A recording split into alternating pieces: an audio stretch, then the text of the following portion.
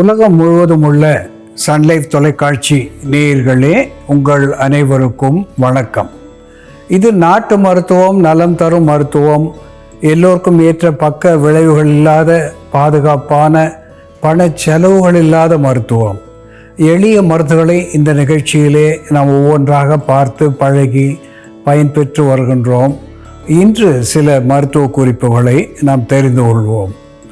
குழந்தைகளுக்கு, சிறு குழந்தைகளுக்கு, குறிப்பாக 6 மாதத்திற்கு மேற்பட்ட குழந்தைகளுக்கு சளி, இருமல் என்று அடிக்கடி வந்து தொல்லை தருகின்ற நிலையிலே வெறுக்கடி அளவு மஞ்சள், அதாவது 1/4 தேக்கரண்டி அளவுக்கு மஞ்சள் தூள், நாம் சமையலுக்கு பயன்படுத்துகின்ற மஞ்சள் தூள் எடுத்து அதனோடு போதிய தேன் சேர்த்து பாலோடு கலந்து அன்றாடம் 2 வேளை உள்ளுக்கு புகட்டுவதனாலே இது ஒரு anti bacterial, anti fungal, anti microbial, anti viral என்கின்ற மருத்துவ குணத்தை மஞ்சள் நமக்கு தந்து இந்த குழந்தைகளுடைய நெஞ்சுக சளியை கரைத்து வெளித்தள்ளி இருமல் வாராது தடுப்பது மட்டுமல்லாமல் நோய் மீண்டும் வாராது தடுக்கின்ற நோய் நீக்கியாகவும் நோய் தடுப்பானாகவும் இந்த மஞ்சள் பால் விளங்கும் என்பதை சுட்டிக்காட்ட விரும்புகின்றேன். அன்பான நேயர்களே, கண்கள் எரிச்சல் என்று ஏற்படுகின்ற பொழுது, குறிப்பாக கோடை காலத்திலே அதிகமான உஷ்ணத்திலே பயணிக்கின்ற போது சூடான காற்று கண்களிலே படுகின்ற நிலையிலே கண்கள் எரிச்சல் காண்பது, சிவந்து போவது, இரவு நேரத்திலே தூக்கம் கெடுவதனாலே கண்கள் சிவந்து போவது, இப்படிப்பட்ட நிலையிலே ஜாதிக்காய், மிரிஸ்டிகா ஃப்ராக்ரன்ஸ் என்று தாவர பெயராலே சுட்டப்பெறுவது ஜாதிக்காய், நாட்டு மருந்து கடைகளிலே கிடைக்கக்கூடிய ஒன்று. அந்த ஜாதிக்காயை வாங்கி சிறிது பன்னீர் விட்டு சந்தனம் போல விழுதாக இழைத்து இரவு படுக்க போகும் முன் கண்களை மூடிக்கொண்டு கண் இமைகளின் மேலேயும் கண்களை சுற்றிலும் அதை பற்றாக போட்டுக்கொண்டு படுப்பதினாலே காலையிலே கண் சிவந்து இருப்பது, கண் எரிச்சல் என்பது காணாமல் போகும் என்பதை இங்கே சுட்டிக்காட்ட விரும்புகின்றேன்.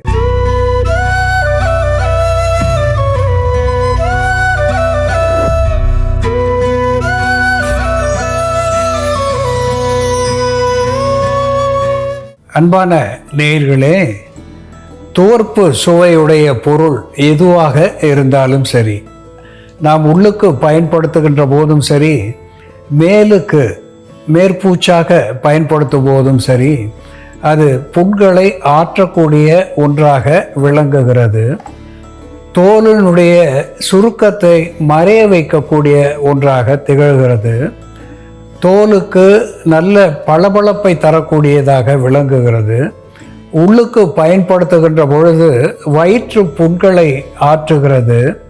வாயிலே இருக்கின்ற அச்சரம் என்று சொல்லுகின்ற அல்சர், அதையும் போக்குவதாக விளங்குகிறது. சற்று அதிகமாக நாம் பயன்படுத்துகின்ற நிலையிலே இந்த கான்ஸ்டிபேஷன் என்று சொல்லக்கூடிய மலச்சிக்கலை போக்கக்கூடியதாக விளங்குகிறது. குறிப்பாக மலச்சிக்கல் உள்ளவர்கள் ஒரு மண்டலம் என்று சொல்லக்கூடிய 48 நாட்களுக்கு 5 கிராம் அளவுடைய கடுக்காய் பொடியை அன்றாடம் இரவு படுக்க புகும் முன் சுடுநீரோடு கலந்து பருகிவிட்டு படுப்பதனாலே நாளடைவில் அவர்களுடைய மலச்சிக்கல் என்பது மாறிப்போகும். அது மட்டுமல்லாமல் உடலுக்கு ஒரு ஆரோக்கியத்தை தந்து த லாஞ்சிவிட்டி என்று ஆங்கிலத்திலே சொல்வார்கள், ஆன்டி ஏஜிங் என்று கூட ஆங்கிலத்திலே சொல்லுவது வழக்கம். ஆயுளை அதிகப்படுத்துவதிலே கடுக்காய்க்கு இணையான ஒன்று இல்லை என்று சொல்லலாம். அதனால்தான் தாயினும் சிறந்தது இந்த கடுக்காய் என்று தமிழிலே சொல்லப்பெறுகிறது. புண்களை ஆற்றுவதாக விளங்குகிறது.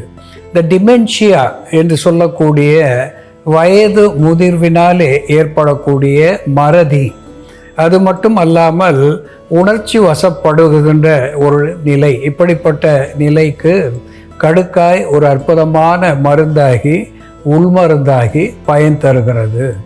அதனோடு இஞ்சி காய்ந்த போது சுக்கு என்று நாம் சொல்லுகிறோம், ஜிஞ்சிபர் அஃபிஷினேல். இந்த சுக்கு ஒரு கார்மினேட்டிவ் என்கின்ற மருத்துவ குணத்தை பெற்று அகட்டு வாயு அகற்றியாக திகழ்கிறது. வயிற்று வலியை போக்கக்கூடிய ஆன்டி இன்ஃப்ளமேட்டரி அனால்ஜெசிக் என்கின்ற மருத்துவ குணத்தை பெற்று இது வாயுவை போக்கி வயிற்று புண்களை ஆற்றுகின்ற நிலையை மட்டுமல்லாமல் குருதி ஓட்டத்தை சீர் செய்யக்கூடிய ஒன்றாகவும் இந்த சுக்கு விளங்குகிறது. இதனோடு கடைச்சரக்காக நாம் பெறக்கூடியது காசுக்கட்டி என்று சொல்லுவார்கள்.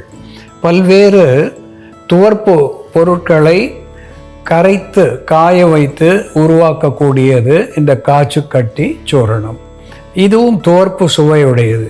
இவற்றையும் உள்ளுக்கு பயன்படுத்துவதனாலே குருதி பெருக்கு, வெள்ளைப்போக்கு, பேதி, இப்படி ஏதேனும் போக்கு என்று வருகின்ற பொழுது, ஒழுக்கு என்று வருகின்ற பொழுது அவற்றை நிறுத்துகின்ற ஒன்றாக இந்த காவிக்கல் சூரணம் விளங்குகிறது. அன்பான நேயர்களே, இந்த கடுக்காய் அதனோடு காவிக்கல் சூரணம் சுக்கு சேர்ந்து எப்படி மருந்தாகிறது என்ற செயல்முறையிலே பார்ப்போம், வாருங்கள்.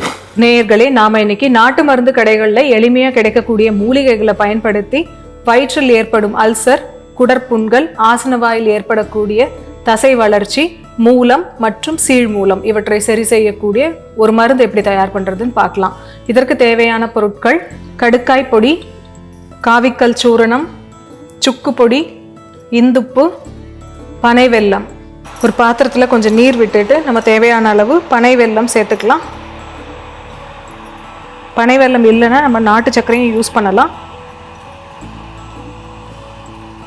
இதோட நம்ம அரைச்சி வச்சிருக்க கடுக்காய் பொடி நம்ம 1 டீஸ்பூன் அளவு 5 கிராம் வரைக்கும் சேர்க்கலாம். சுக்கு பொடி ஒரு 1/4 தேக்கரண்டி அளவு.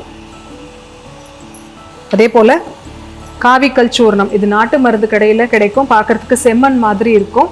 இதுவும் ஒரு துவர்ப்பியாக இருக்கிறதுனாலையும் நமக்கு ஃபோலிக் ஆசிட் சப்ளிமெண்ட்டாக இருக்கிறதுனாலையும் இது நம்ம சேர்க்குறோம்.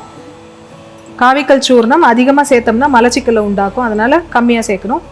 ஒரு 1/4 ஸ்பூன் அளவுக்கு சேர்த்துக்கலாம். இதோட கொஞ்சமாக இந்துப்பு சேர்த்துக்கலாம். கடுக்காய் பொடி, காவிக்கல், இந்துப்பு, பனை வெல்லம், சுக்கு பொடி இது எல்லாத்தையும் சேர்த்து நல்லா கொதிக்க வச்சுட்டு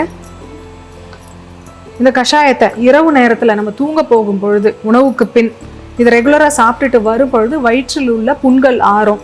அதே போல் அல்சர்னால் ஏற்படக்கூடிய இன்டர்னல் ப்ளீடிங் ஏதாவது இருந்ததுன்னா, உட்புறமாக இருக்கக்கூடிய இரத்த கசிவு ஏதாவது இருந்ததுன்னா அந்த புண்கள் சீக்கிரம் ஆறாது. அப்போ இந்த இரத்த கசிவை நிறுத்தக்கூடிய மருந்தாகவும் புண்களை ஆற்றக்கூடிய மருந்தாகவும் இது செயல்படும். காவிக்கல் இரத்தப்போக்கை கட்டுப்படுத்தக்கூடிய மருந்தாக இருக்கிறதுனால தான் நம்ம அதை ஆட் பண்ணுறோம். கடுக்காய் பொடி மலச்சிக்கலை போக்கக்கூடிய மருந்தாகவும் ஒரு மலமிளக்கியாகவும் செயல்படும். மலவாயில் ஏற்படக்கூடிய தொற்றுகளை சரி பண்ணக்கூடிய மருந்தாகவும் கடுக்காய் இருக்கிறதுனால நம்ம அதை சேர்த்துருக்கோம். சுக்கு ஒரு அகட்டு வாயு அகற்றியாக செயல்படும். வயிற்றில் உள்ள அதிகப்படியான காற்றை வெளித்தள்ளக்கூடிய மருந்தாக இருக்கிறதுனால நம்ம சுக்கு சேர்த்துருக்கோம். பசியின்மை இருக்கும் பொழுது, நமக்கு சரியாக பசிக்காமல் இருக்கும் பொழுது நம்ம இந்த மருந்து எடுத்துக்கிட்டால் இது ஒரு பசியை தூண்டக்கூடிய மருந்தாகவும் செயல்படும். கல்லீரலின் செயல்பாட்டை தூண்டக்கூடிய மருந்தாகவும் இது இருக்கிறதுனால நம்ம பசியின்மையின் போதும் இதை எடுத்துக்கலாம். கடுக்காய், காவிக்கல், பனை வெல்லம், சுக்கு, இந்துப்பு சேர்ந்த இந்த மருந்தை 60 ml அளவுக்கு இரவு தூங்க போகும் பொழுது நம்ம உணவுக்கு பின் தினமும் சாப்பிட்டுட்டு வந்தோம்னா வயிற்றில் உள்ள புண்களை ஆற்றக்கூடிய மருந்தாகவும், ஆசன வாயில ஏற்படக்கூடிய சதை வளர்ச்சியை சுருக்கக்கூடிய மருந்தாகவும், மூலத்தை சரி செய்யக்கூடிய மருந்தாகவும் இது செயல்படும். அன்பான நேயர்களே, துவர்ப்பு சுவை பெற்ற கடுக்காய் ஒரு உள்மருந்தாக பயன்படுத்துகின்ற பொழுது நெஞ்சக சளியை கரைத்து வெளித்தள்ளக்கூடிய ஒன்றாக, இருமலை தணிக்கக்கூடிய ஒன்றாக, தொண்டை எரிச்சல், கரகரப்பு இவற்றை போக்கக்கூடிய ஒன்றாக விளங்குகிறது. வயிற்று புண்களை ஆற வைக்கக்கூடிய தன்மையுடையதாக திகழ்கிறது. மலச்சிக்கலை போக்கி உடலுக்கு ஆரோக்கியத்தை தரக்கூடியதாக திகழ்கிறது.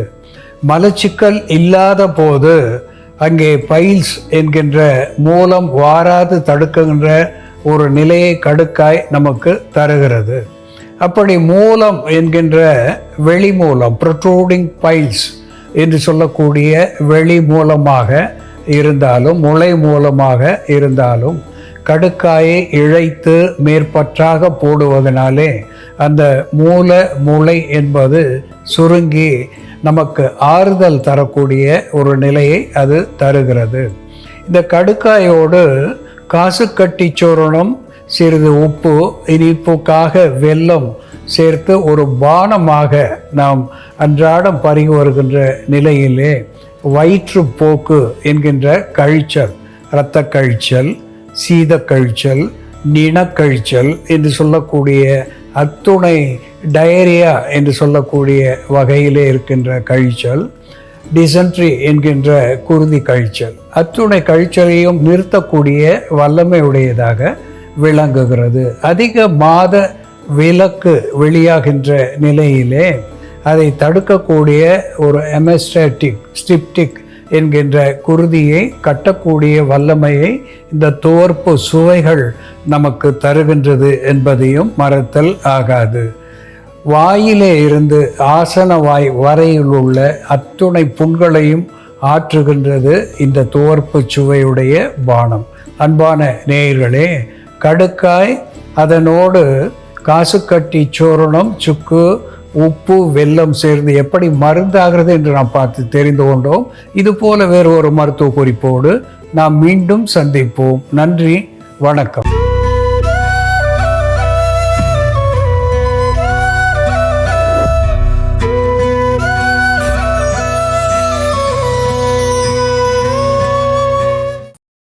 இன்னும் பல வீடியோக்களை காண சன்லைஃப் சேனலை சப்ஸ்கிரைப் பண்ணுங்க.